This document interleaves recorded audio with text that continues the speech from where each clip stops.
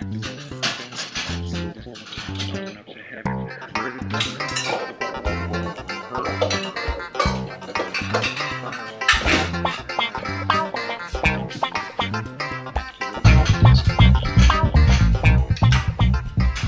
does not exist. It is a spell cast on us several times a day for the past few thousand years, and which we are all completely bedazzled into believing, because there doesn't seem to be anything tangible beyond this silly system of obligation and mechanical exchange.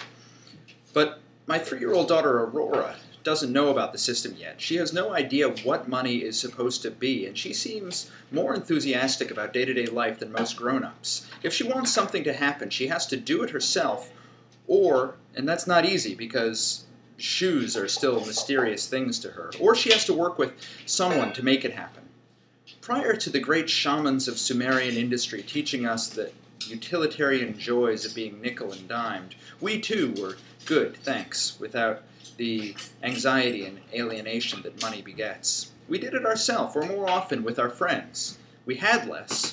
Aurora has less than I do, but everything we had, and she has a story attached to it, and most of those stories attach us to each other. Go ahead. Have someone put your shoes on for you. They will be magic slippers from then on, and the space between you and that person will be different forever. We had less before money, but everything we had was an emblem of love, created through that love. It's the opposite of today, where most things we own are monadic substitutes for the love we wish we had. It's lousy enough that the average CEO takes home 500 times what his employees do. It's lousy enough that the largest corporations in the world pay $0 in taxes.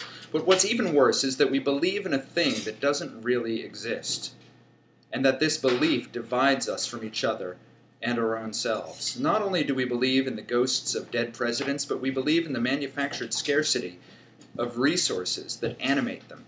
The false scarcity that makes a virtue of pathologies like stoicism, grim determination, and unhappy obligation. That obligation that seeps into all of our relationships and strangles the joyful volition that ought to drive them.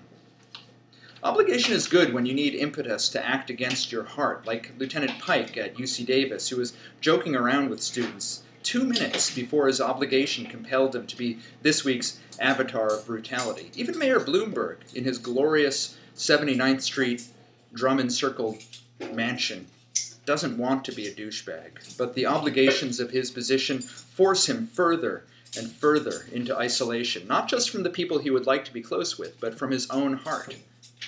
Everybody, even Bloomberg, has one, even if it's buried under the unresolved issues of childhood and the hourly indoctrinations. But once the spell is broken, once we realize there's more than enough for everyone, once we realize money isn't real, that it's not even an idea. Once we realize money is a bad idea, obligation, austerity, and all the other false moralities go out the window. Here's what I'm thankful for this year, that we've figured out a way beyond it. Resistance once took the form of dropping out into invisible, unstable utopias or sacrificing yourself in direct action against insurmountable forces. But there's a new path out of Hell's Gate. The system is still in power, but displaced people are choosing to participate in another, much older system, one that has been here all along and which we are only just now remembering. And because this uprising is not in the name of replacing one ruling class with another, but replacing the very notion of ruling and being ruled, the current system is completely unable to figure out how to stop it.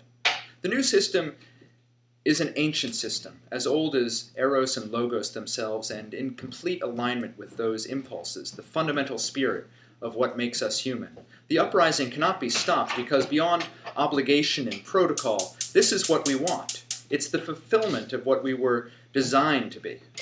The people inflamed with connection to the ancient and future system can be beaten up, but the flames cannot be beaten out of them, because the system is ourselves. People are rising up not just for the simple material reasons of falling wages, unemployment, impossible debt and foreclosure, but also because engaging money on its terms means forsaking the possibility for connection and creativity that are our true callings as humans. I want to get to know you better, and by I mean everyone, and by you, I mean everyone else. So every Thanksgiving, we have a few people over to the house in that spirit, people who want to be here and with whom we want to share food and time, with zero sense of obligation beyond fidelity to our own hearts. The turbulence of the 1960s that replaced one form of consumerism with another claimed the whole world was watching. As Charles Bernstein pointed out a few days ago, this time the world is participating. The uprising occurs not in the external clash between the empowered and the powerless, but in the internal metamorphosis that happens when you connect with another person and together explore the possible. The field on which you meet doesn't matter. It can be economic, erotic, hermetic, or aesthetic. Whether the outcome is a new organization, an organism, a new set of signifiers, or a delicious collaborative meal, the experience is shared and is an act of love. It's an act for which there can be no failure. Even if you mic check the president and nothing changes, even if you march from Zuccotti to Washington and nothing changes, the creative companionship you embody changes everything. This week, the banks got bailed out and we got rained out. But it'll clear up for Thanksgiving. In fact, some great clarity is already here.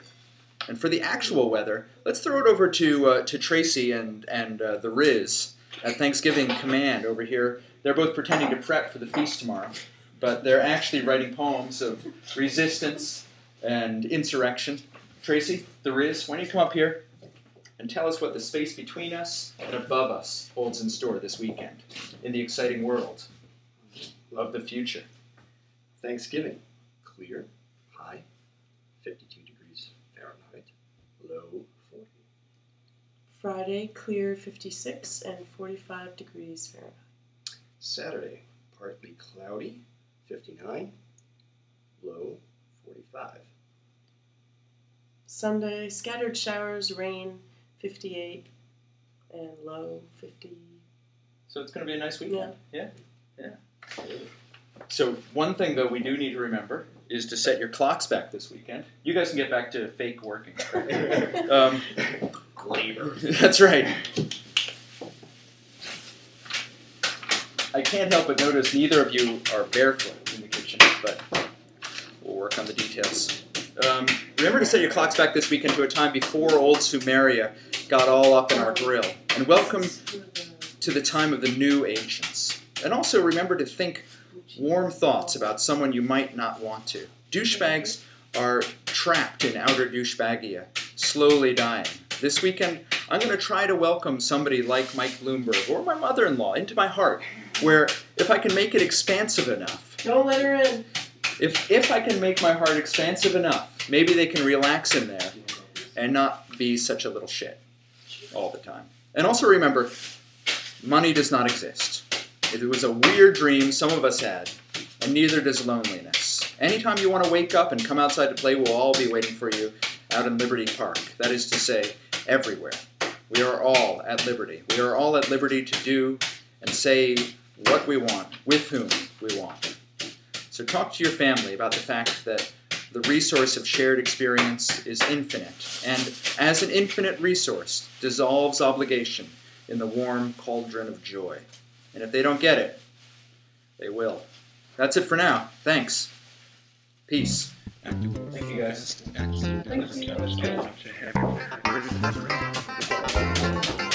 you.